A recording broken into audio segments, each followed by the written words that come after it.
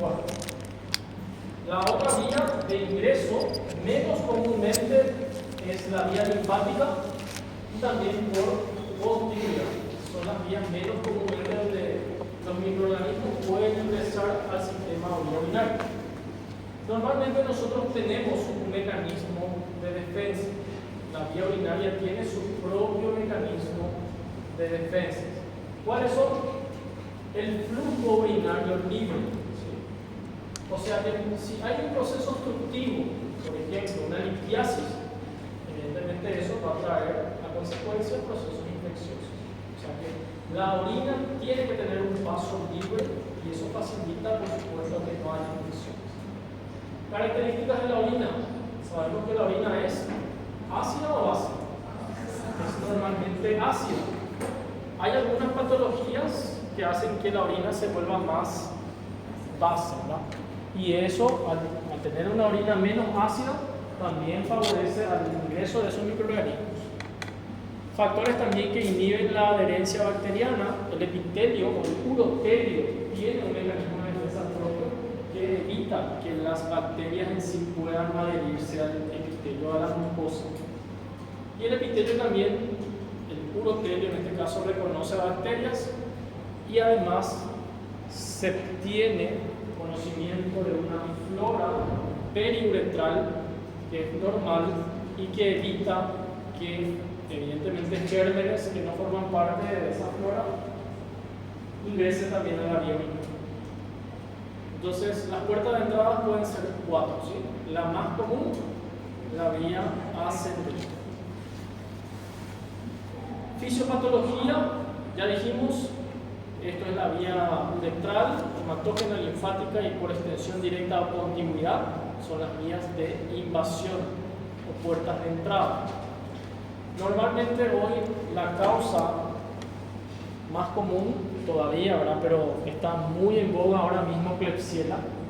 El 80% normalmente de las infecciones urinarias está dado por E. coli. ¿Y E. coli de dónde es? El colon. ¿Ah? El E. coli, para Escherichia coli, pertenece al intestino.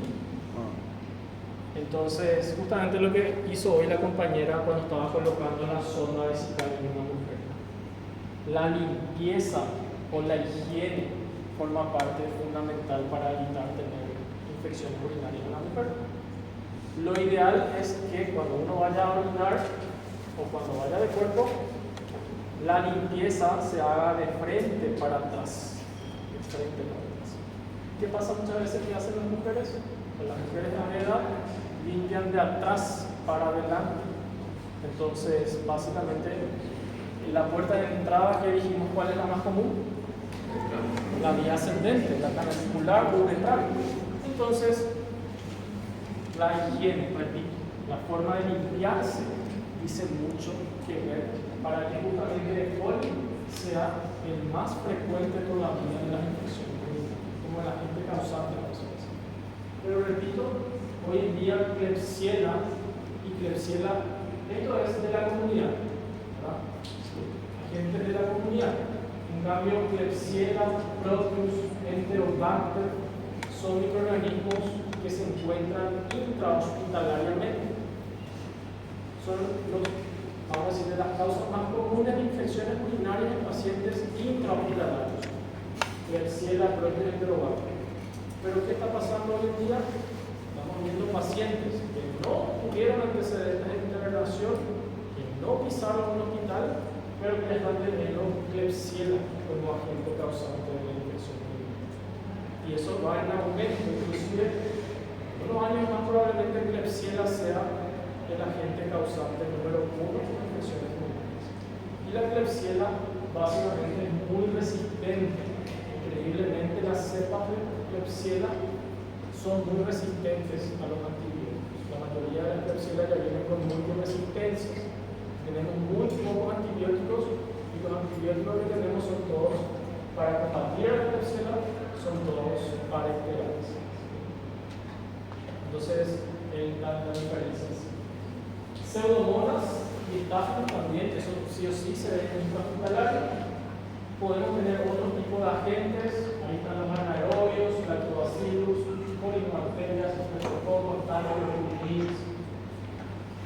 por supuesto, cuando nosotros tenemos nuestra defensa o el sistema inmunológico alto, no vamos a tener infecciones urinarias, o las infecciones van a ser asintomáticas. ¿Sí? Repito, si nuestro sistema inmunológico está bien fuerte, por más que tengamos gérmenes en la vía urinaria, vamos a ser asintomáticos, no vamos a tener ningún síntoma. Y el propio sistema inmunológico es el que se va a encargar de la eliminación posterior inclusive de esos gérmenes. Pero por algún motivo, la defensa del cuerpo cae, disminuye, entonces ellos van a ser oportunistas. Proceso patológico resultante de la invasión y desarrollo de bacterias en cualquier trayecto del árbol urinario. ¿Sí? Otra definición sería colonización microbiana de cualquier punto del tracto urinario, desde el extremo distal de la uretra, que sería la vía de canalización más común, hasta la corteza de los riñones. ¿Sí? Compromete cualquiera de las estructuras de la vía urinaria. No es lo mismo tener una infección activa a tener una colonización. ¿Sí? Hoy en día, los epidemiólogos, mejor dicho, los infectólogos, y nosotros también en urología, cuando un paciente tiene colonización, nosotros no tratamos, no le damos ningún antibiótico al paciente. Solamente tratamos cuando hay síntomas. ¿Sí?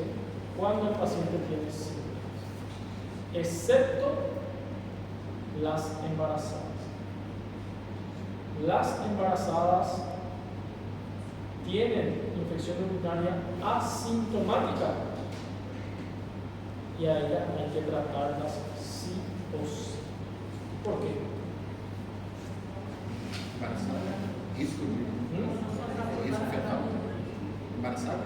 En una embarazada, una infección urinaria asintomática, porque hay que tratarla. ¿Ah? Es porque produce sufrimiento fetal agudo. Trabajo de parto prematuro. ¿Sí? En una embarazada, una infección urinaria asintomática hay que tratarla.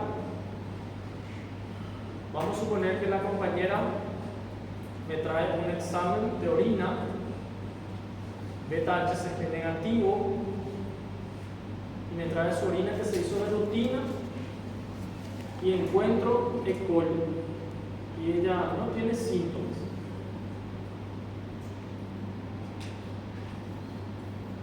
¿Le trato o no le trato? No. Hoy en día la premisa ya no es tratar esa infección. O sea, no hay infección en sí, pero lo que ella tiene es una colonización. ¿Sí? Una colonización bacteriana. Ahora bien, cuando esa colonización bacteriana empiece a replicarse, a aumentar el número de colonias, empiece ella a tener síntomas urinarios, entonces ahí sí tengo que tratar la infección. Porque ¿qué es lo que pasa normalmente? Recibimos informes en donde hay una colonización, la paciente está asintomática, no tiene ningún síntoma urinario y le damos antibióticos. Y es así que pasó que ahora mismo la ciprofloxacina ya no es la droga de elección para el tratamiento empírico de las infecciones urinarias. Por el uso justamente indiscriminado de ese antibiótico, hoy en día todas prácticamente las cepas tienen resistencia a la ciprofloxacina. ¿Okay? Entonces, pasó eso. La paciente estaba con colonización, sin síntomas, los médicos le dábamos antibióticos, le dábamos ciprofloxacina. Lo que hacía el germen no era morir, sino que adquirir resistencia a la ciprofloxacina. Y cuando realmente ya tenía síntomas, nosotros queríamos usar el antibiótico ni cosquilla que le hace al germen. Y acá en Paraguay antes se usaba mucho, o se daban mucho antibióticos sin prescripción médica. Podíamos comprar un antibiótico en la farmacia sin necesidad de recetas. Pero hoy en día la legislación ya prohíbe eso en las farmacias. Los antibióticos sí o sí es con prescripción. Bueno, para evitar justamente que los fármacos adquieran resistencia.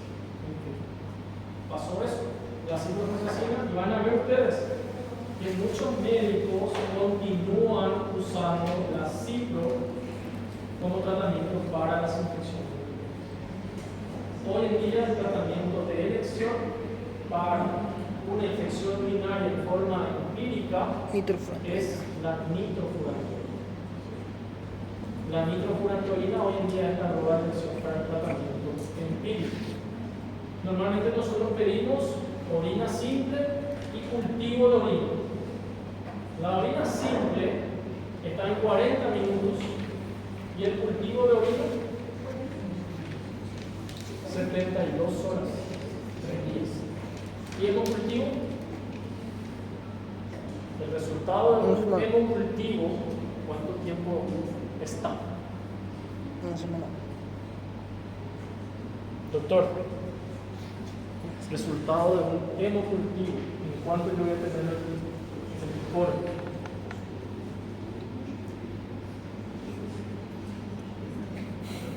¿Y urocultivo?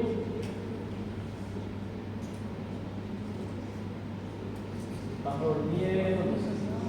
¿Hemocultivo, doctor? ¿Y urocultivo? Pero si acabamos de decir urocultivo. 48 horas. ¿Ah? 40. 72 horas. El urocultivo está en 72 horas. Y el hemocultivo 7 días. en 5 días. Ah, En 5 días se tiene el resultado del hemocultivo. Entonces nosotros lo que hacemos es, lo que le decía, examen de orina simple está en 40 minutos. En 1 hora voy a tener el resultado del examen de orina. Mi paciente ingresa al consultorio y me dice, tengo disuria, ¿verdad? Ya saben lo que es disuria. O tengo, por ejemplo, polaquia y disuria, ¿verdad? Pero vamos a decir disuria. Tengo ardor y estoy orinando constantemente. Ya saben ustedes a qué me refiero. Disuria, polaquia. Entonces, yo le solicito el examen de orina y cultivo de orina. El examen de orina va a estar en 72 40 horas. minutos. Ah, con Me viene leucocitosis 100 por cama, nitritos positivos, a una infección urinaria. Pero el urocultivo va a estar en 72 horas. Yo no le puedo decir al paciente, vení dentro de 3 días y yo siempre voy con mi medicamento. Yo le tengo que enviar a la persona con un antibiótico porque ya sé que está con una infección. ¿Qué antibiótico?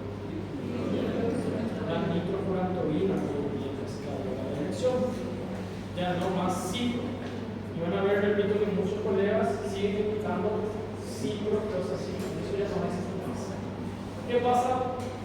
El paciente se va con su con su nitrofurantoína y el resultado a los 3 días del cultivo yo voy a recibir. ¿Y el cultivo cómo viene? ¿Ustedes ya vieron un informe de cultivo? ¿Para qué se hace cultivo?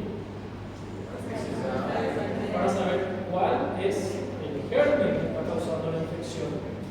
Y también el cultivo de orina ya viene con el antibiograma. ¿Qué es antibiograma?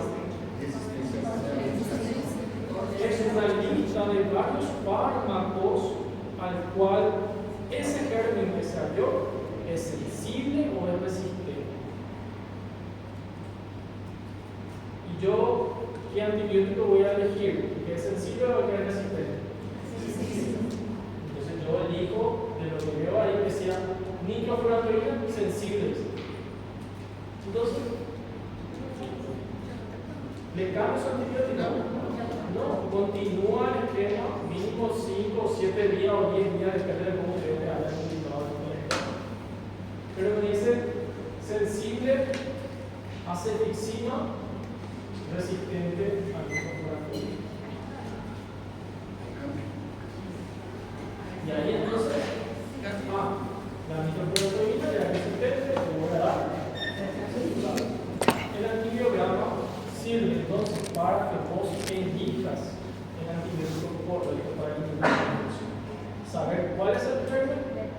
de antibiótico. Pero vos, como repito, no le vas a esperar a 3 días para que el paciente venga con su informe. Vos ya le das de forma empírica el antibiótico. Y ese antibiótico que ya se le da. ¿Ok? ¿Cuál es? Nitrofurantoína. Voy a hacer otra pregunta. Bueno, clasificamos las infecciones urinarias según la localización, según el germen o según la evolución clínica. Según la localización tenemos vía urinaria alta, infección de vía urinaria alta e infección de vías urinarias bajas. ¿A qué llamamos alta? Cuando se ven comprometidos los riñones y los uréteres. Y todo lo que sea vejiga para abajo es baja. ¿Sí? También eso incluye al tracto urinario. Cuando decimos tracto urinario superior, ¿qué estoy diciendo? ¿A quién me refiero? Riñón y uretra. Cuando ustedes escuchan síntomas del tracto urinario inferior, vejiga, uretra y demás, la próstata, tracto urinario inferior, síntomas se dividen en síntomas, ya vimos, obstructivos y síntomas irritativos. ¿Cuáles eran los síntomas irritativos? ¿Ah? Disuria, colaquiuria, tenesmo. Hematuria macroscópica. No, esos son ya 5. Disuria, poliuria, tenesmo. Colaquiuria, poliuria, disuria. Pero esos son síntomas irritativos. La hematuria es un síntoma. Bueno, según el germen, inespecíficos normalmente son los gérmenes negativos y los específicos en sí, el ácido de Koch, la tuberculosis, porque ahí también justamente la tuberculosis no solamente da afectaciones pulmonares, sino que también hay extrapulmonares. Y uno de los órganos más comprometidos, o uno de los aparatos o sistemas más comprometidos extrapulmonar, es el aparato urinario y la tuberculosis. O cuando toco para que dan justamente las famosas uretritis. Y según su evolución clínica, puede ser una infección urinaria aguda, que se presenta en el primer episodio, normalmente suele durar los primeros 7 días de síntomas. Una infección urinaria crónica es cuando se repiten 3 infecciones al año. Cuando uno tiene 3 o más infecciones al año, ya le catalogamos a ese paciente como una infección crónica, infección urinaria a repetición o crónica. Asintomática, por supuesto, se constata solamente por análisis. El paciente no tiene ningún síntoma y por análisis se hace el diagnóstico. Normalmente no se trata, excepto estás embarazada. Si estás embarazada, tenemos que tratar las infecciones asintomáticas o una infección urinaria sintomática, que son justamente los síntomas principalmente irritativos que se van a presentar. Ya dijimos E. coli, entre los gérmenes gram negativos, el 90%. También están aquí Proto, Klebsiella, Enterobates, Cervates, Pseudomonas, como normalmente son agentes que se introducen por hacer algún tipo de implementación urológica. Por ejemplo, la colocación de la sonda vesical. Si nosotros lo hicimos con la asepsia, probablemente uno de estos gérmenes van a ingresar. ¿Verdad? Entonces, esto sería el más común, 90%. Un 10% estáfilos, entre los gérmenes gram positivos, Staphylo aureus. Y el Staphylo aureus, cuando ingresa, su mecanismo de entrada es vía. Puede ser piel, pero el Staphylo sí puede estar en el. ¿Cuál sería el primer mecanismo?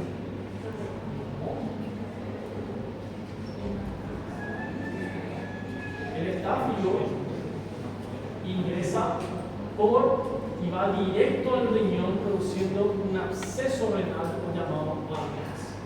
Entonces, ¿cuál sería la vía de entrada? la vía hematógena. El estáfilo, su puerta de entrada, no es como el coli que es ascendente o carnicular o uretral como el que llamar. El estáfilo ingresa por la vía hematógena. ¿Sí? Bueno, la misma cosa estreto, ¿verdad? Estreto produce endocarditis y el mecanismo de entrada para que llegue hasta aquí, hematógeno. Pero ¿cuál se asume que es la causa primaria del problema? Las caries. Realmente la carie por ahí ingresa, va a la sangre, llega al corazón y allí empieza a producir vegetaciones y bla bla, ya está. La misma cosa aquí, el estáfilo ingresa por vía hematógena y va directamente al riñón, porque ahí se filtra la sangre, coloniza el riñón y forma abscesos. La vía de invasión ya dijimos, la vía ascendente, que es la más frecuente, también puede verse por vía descendente cuando evidentemente de la infección urinaria de la orina misma puede bajar a los testículos y producir una orquitis. ¿Sí? Los varones que a veces vienen con orquitis, la causa de esa infección testicular suele ser una infección urinaria asintomática. Los pacientes, principalmente pacientes añosos. Los viejitos vienen con testículo inflamado, testículo aumentado de tamaño, doloroso, ¿verdad? Aumentado de temperatura, o sea, viene con un proceso infeccioso, una orquitis. ¿Y cuál es el origen? ¿Cómo ingresó el germen? ¿Cómo vino el germen a infectar el parénquima testicular? Porque el paciente tiene una infección urinaria. Por vía descendente ingresó él al parénquima testicular a través del pulmón. O sea, también puede ser, no solamente, pero esta es la más frecuente, ¿verdad? Evidentemente la vía ascendente y porque hay fallas aquí, evidentemente. La vía hematógena, foco séptico, puede haber siempre un origen, una necrosis, puede ser piel, garganta, la boca, en el pulmón, y ahí pasar al líquido. O por procesos quirúrgicos endoscópicos. Por ejemplo, una mala asepsia en los aparatos endoscópicos hacen que también se puedan producir germen. Menos frecuentemente la vía linfática, donde básicamente el compromiso de los linfáticos rectales y el colon, o de los linfáticos periuterinos en la los abscesos también intraperitoneales, como la enfermedad inflamatoria del intestino, la afección inflamatoria pélvica en las mujeres, las fístulas, habíamos hablado fístulas vesicointestinales, y una de los síntomas sería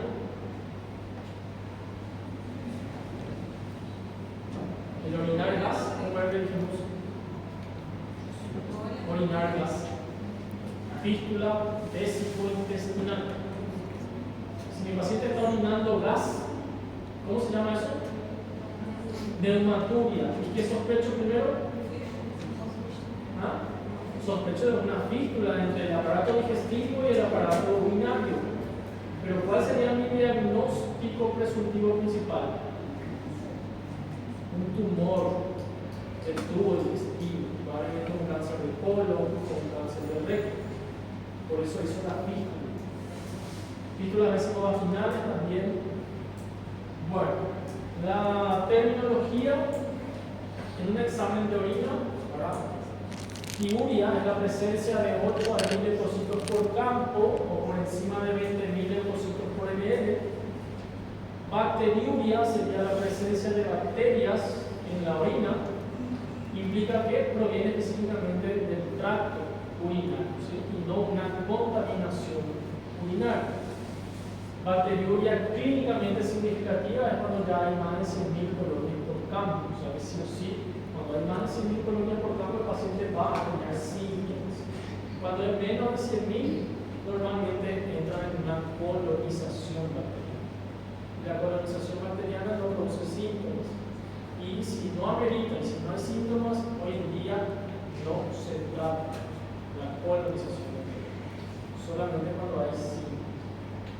Y por supuesto que puede haber en pacientes embarazadas o en pacientes que estén usando sonda vesical, puede haber bacteriurias encubiertas o asintomáticas. ¿Okay? Bueno, la primoinfección, aquí llamamos primoinfección, primera infección confirmada, es su primer episodio, nunca antes tuvo una infección urinaria, esa es su primera vez, entonces llamamos primoinfección. La bacteriuria no resuelta se refiere a casos de infecciones en las cuales no se logró esterilizar la vía urinaria durante el tratamiento. Bacteriuria no resuelta. ¿Por qué? Puede ser por estas causas. Puede ser porque evidentemente el antibiótico que nosotros le indicamos a ese paciente no era el adecuado porque había resistencia. O puede ser porque el paciente realmente no consume en horario el antibiótico. Hay antibióticos que se toman cada 24 horas, hay otros que se toman cada 12, hay otros antibióticos que se toman cada 8 horas.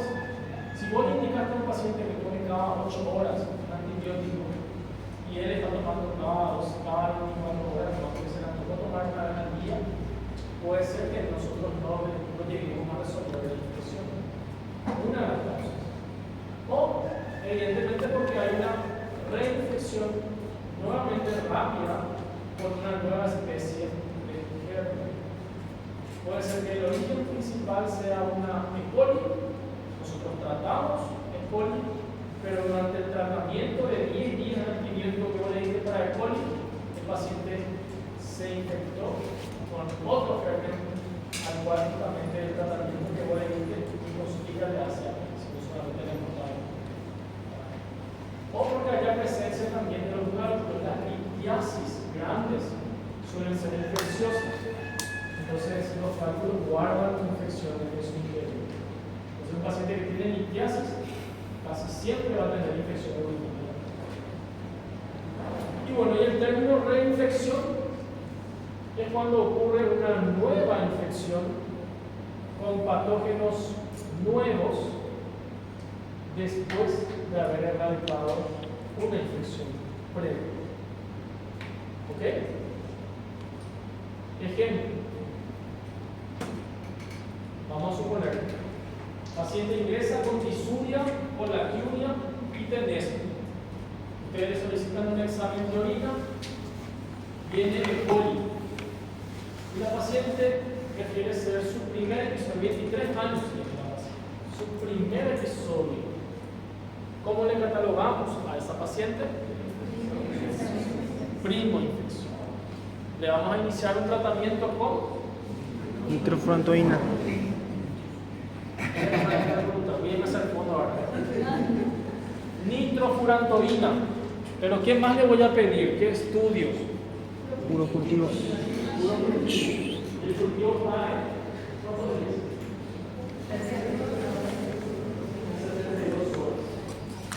y ahí me viene el cultivo, me viene E. coli. E. coli sensible a nitrofurantoína. Entonces, ¿qué le vas a decir? Continúa usando su nitrofurantoína hasta completar 5 o 7 días por indicar. Pero en el quinto día de estar tomando su nitrofurantoína, la paciente se infecta con pseudomonas. ¿Cómo se llama?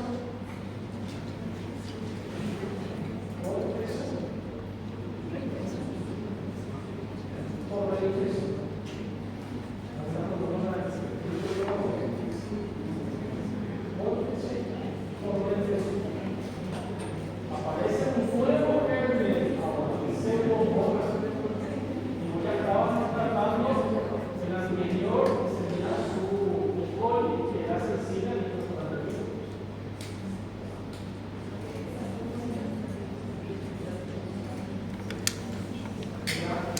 Una reinfección. Una reinfección.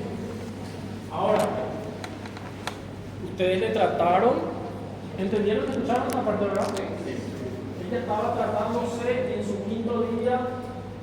Vamos a ver, iba a garchar con alguien por ahí, se contagió y entró un germen nuevo que se llama pseudomonas. Estando ella tratándose por el coli. Entonces, a eso sí es reinfección. Un nuevo germen tratándose. Ahora bien, misma paciente de 23 años con los mismos síntomas, acude con el resultado de su examen de orina, donde se constata E. coli. Ustedes le dan su antibiótico por 5 días, nitrofurantoína, bien sensible a nitrofurantoína. La paciente mejora. 4 meses después, ingresa otra vez la misma paciente con la misma infección urinaria, con el mismo germen que fue en su primera infección. ¿Cómo le llamamos? ¿Cómo? No, ya ha pasado 4 meses. Reinfectada. Ella tuvo re normal que fue volvió a hacer esa infección con el mismo germen. ¿Cómo le llamamos en ese caso? Reinfección. Pero si es el mismo germen, el coli. La reinfección es cuando hay un nuevo germen. Infección recurrente. Podría ser infección recurrente. Hubo una recurrencia en la infección cuando se habla del mismo agente o agente causal en la infección. Podemos tomar con nitrofurantoína, pero vamos a pedir cultivo para continuar con todo el tiempo. Bueno, consideraciones sobre la bacteria. Sabemos que las bacterias tienen fimbrias que le hacen, por supuesto, resistentes a los antibióticos. Hay agentes, por ejemplo, algunos bacilos de Koch que tienen toxinas que compiten con los fármacos, la resistencia, serotipos, ¿verdad? Todo eso ayuda al número de incidencia del germen. También los factores del huésped propio, tenemos mecanismos naturales de defensa del huésped a nivel de la uretra, alta presión de esfínter, secreciones prostáticas. A nivel de la vejiga tenemos como mecanismo de protección el vaciado vesical, la actividad también antibacteriana, la glucosa vesical del pH urinario ácido, la fagocitosis, glucositirada, son mecanismos de protección. El riñón también tiene un mecanismo de protección. ¿Qué pasa en la corteza? Esto sería la corteza. En la corteza hay mayor flujo sanguíneo. Al haber mayor flujo sanguíneo tenemos mayor migración de leucocitos. ¿Qué son los leucocitos? Son las defensas prácticamente.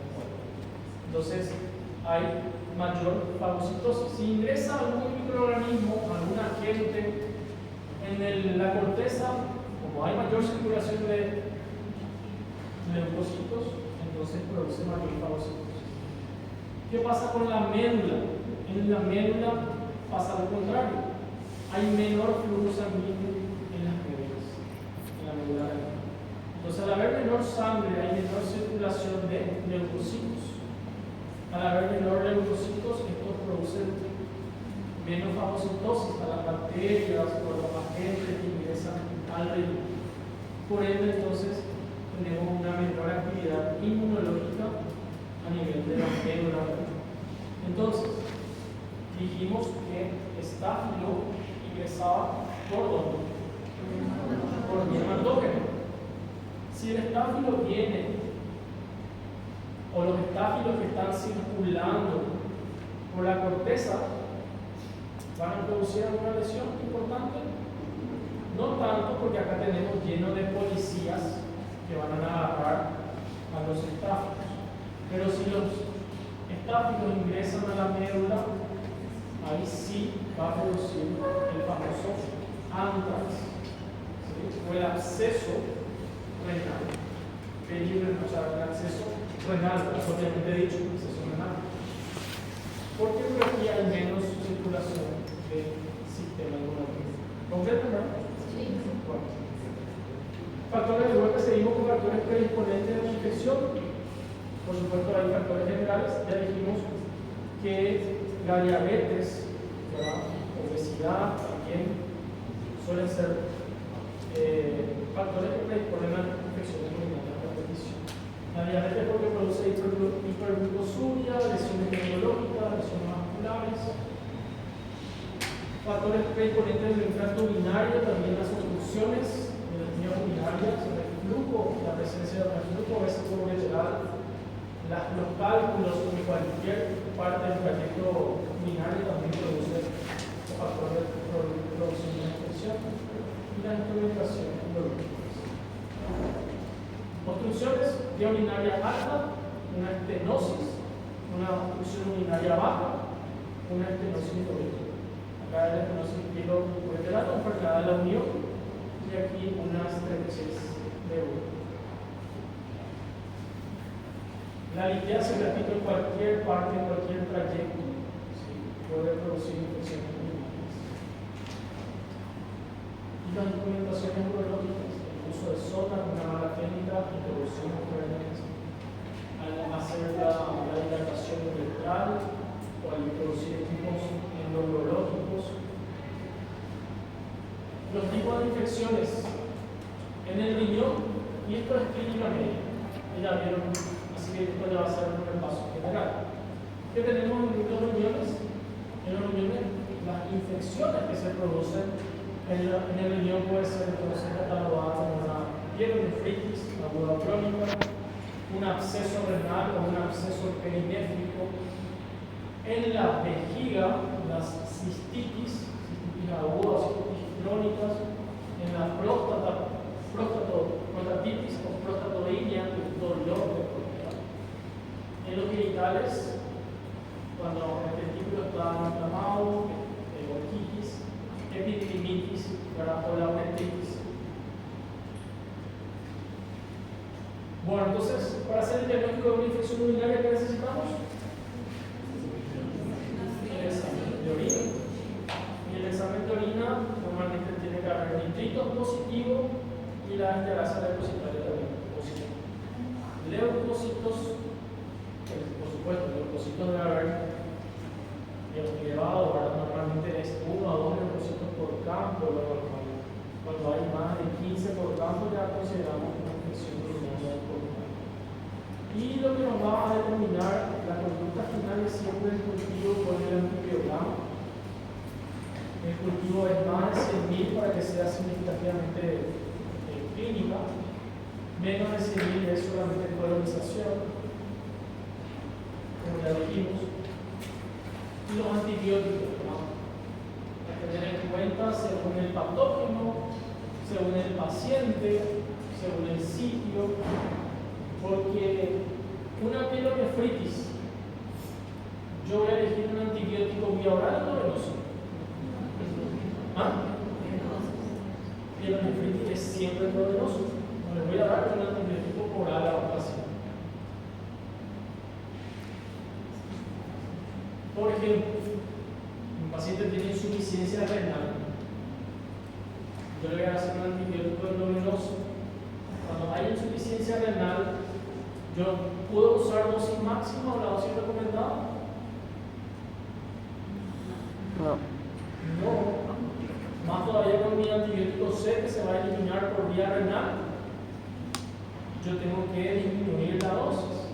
Yo no le puedo hacer dosis plena con un antibiótico a un paciente que tiene insuficiencia renal y que yo sé que ese antibiótico se va a eliminar por vía renal. O sea, el antibiótico no es que yo le doy un antibiótico vía oral o vía endovenoso, dosis plena, dosis máxima. Todo depende del paciente. Cada paciente es diferente. Según tenga o no patología de base, según haya o no insuficiencia hepática, insuficiencia renal, dependiendo si el antibiótico se elimina o no por vía hepática, por bilis, por riñón, etc. ¿no? Tratamiento profiláctico, hoy en día ya no se usa el tratamiento profiláctico para las colonizaciones. Las colonizaciones no se tratan, excepto embarazadas y también algunos niños. Bueno, los más frecuentes suele ser hoy en día la droga de elección, nitrofurantoína, ¿sí? Ya no más las quinolonas, las fluoroquinolonas, porque hay alta tasa de resistencia lastimosamente. Se puede usar aminoglucosa, cefalosporina, penicilina, climetoctin.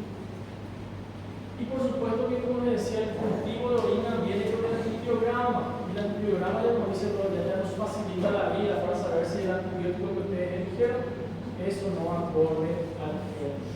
Uso razonable, uso medido de los antibióticos. Para la cistitis, generalmente con 7 días ya es suficiente. La cistitis hoy en día no se indican por más de 7 días. No caso da embaraçada, eu usaria cefalosporina mesmo ou eu poderia usar essa nitro? Ahí sí cefalosporinas. En las No embarazadas posso usar. siempre hay excepciones y reglas. En las embarazadas el antibiótico de elección Sí. es. É isso que eu estou perguntando. Eu não Pero poderia no usar nitro. nitrofurantoína. Ah. No nitrofurantoína. En las embarazadas siempre hay reglas. Hay excepciones a la regla.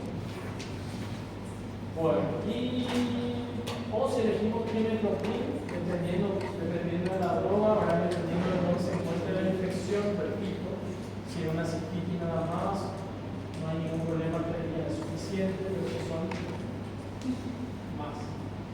Bueno, acá dice situaciones especiales para el embarazo, la anterior asintomática hay que tratar, se usan las cefalosporinas, sí o sí, pielonefritis son endovenosas. Para los diabéticos o diabéticas, generalmente siempre tienen más infecciones urinarias.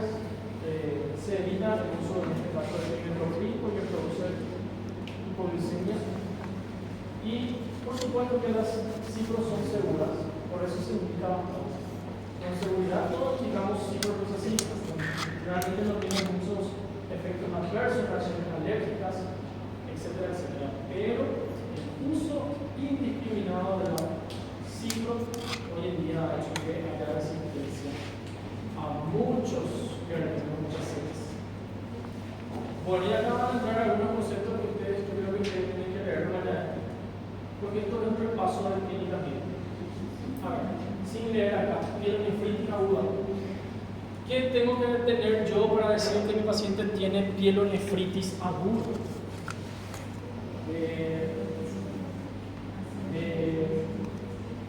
Doctor, ¿cómo? Fiebre.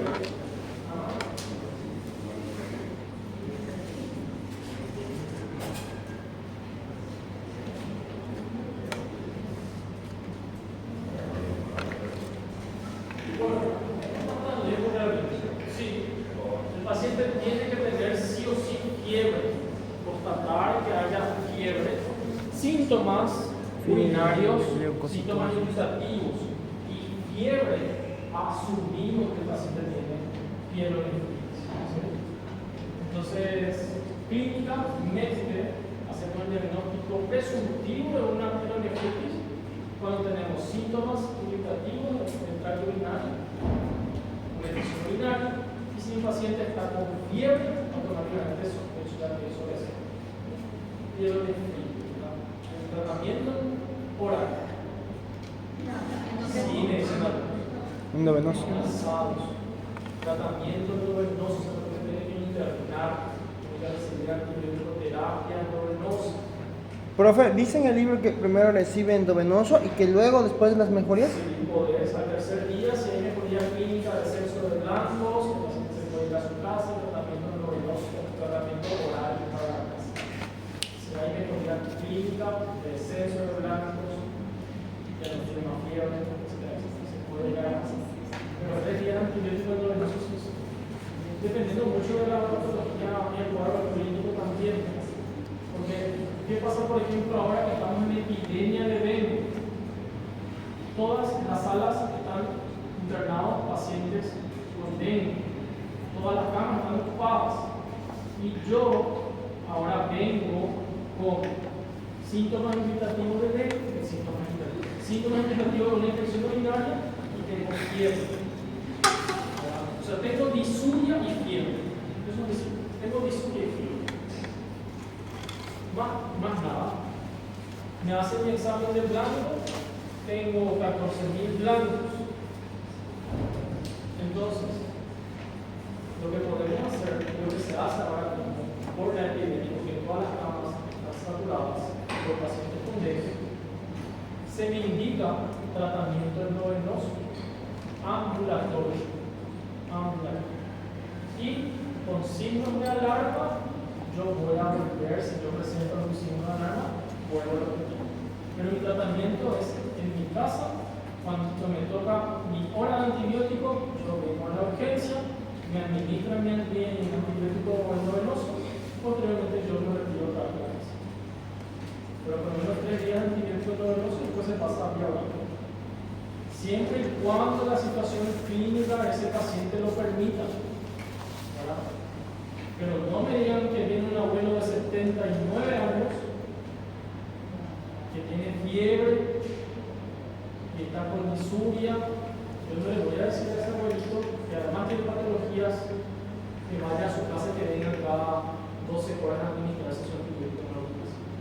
A ese paciente sí o sí hay que inventar una cama normal de todas las camas que tiene salud. Ese paciente es diferente a un paciente de mi edad, con mis características clínicas. Yo decido no que él se haga tratamiento ambulatorio. ¿Entienden la diferencia? Bueno, bien, esto ya sabemos, entonces, esto ustedes van a leer. La pielonefritis crónica es un paso más, generalmente cuando no son tratadas correctamente las pielonefritis agudas, hay ya un daño más estructural de todo el parénquima renal y eso va básicamente reflejar en la función renal. Va a tener o va a aparecer, ¿qué más? En el riñón, en la función renal, entonces voy a tener insuficiencia renal. Va a empezar a haber elevación de creatinina y urea. Normalmente la pielonefritis aguda no hay toque renal. En la pielonefritis crónica ya hay toque renal, porque el parénquima renal está siendo sustituido por la infección en sí.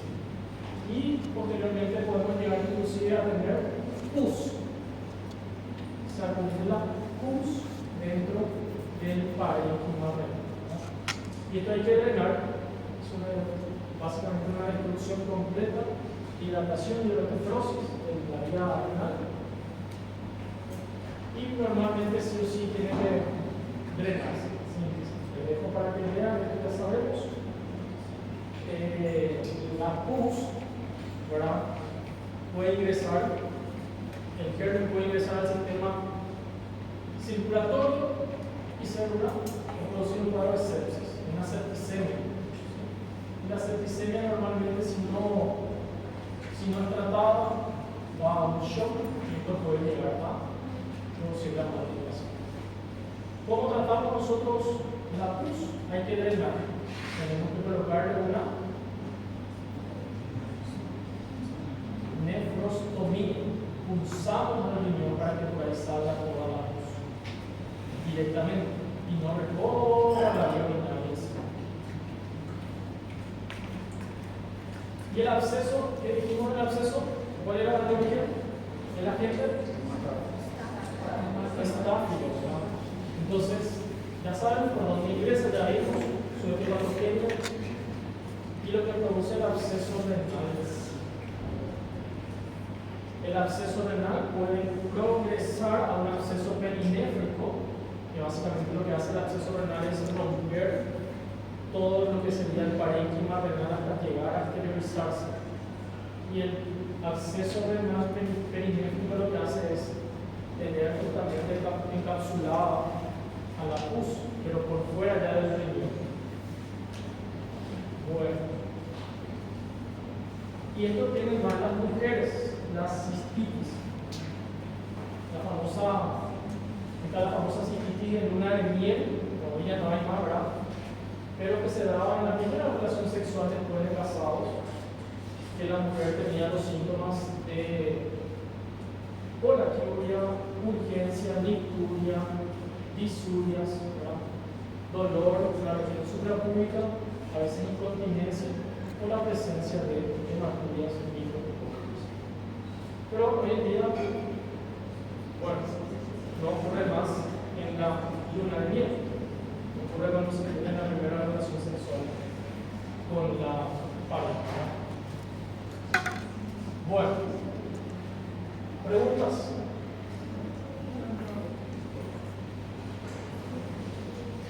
Si no hay preguntas, yo preguntaré en el examen, ¿verdad? Le damos asientos. Sí, profe.